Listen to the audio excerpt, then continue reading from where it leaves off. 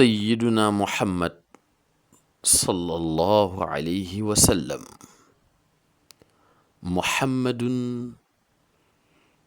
باسط المعروف جامعه، محمد صاحب الإحسان والكرم.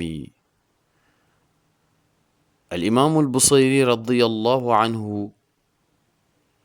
mooy tagg yonent bi ba léegi mu ne ko muhammadun sayyiduna muhammad sallallahu alayhi wa sallam baasitul maarufi jaamiuhu, mooy aji yaatu ji ay jikko yu rafet ak yamu làmboo. muhammadun sayyiduna muhammad sallallahu alayhi wa sallam saaxibul ixsaani, mooy borom yiw ga, wal karami, ak borom tedda ngay tab ga.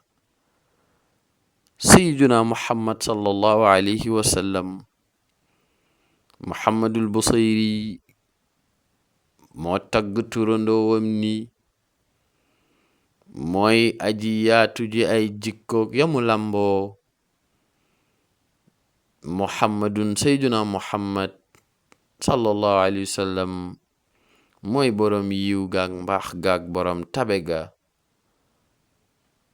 moo tax sunu borom ne ko ci alqur'an wa innaka la ala xuluqin azim, ne yenent bi sallallahu alayhi wa sallam mboolem jikko yu rafet, mboolem jikkoy sang yow yaa ko incarné ba mu jeex tàkk.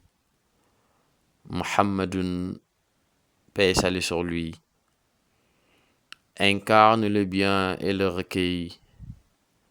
Muhammadun, paix et salut sur lui, le détenteur de la bienfaisance et de la générosité.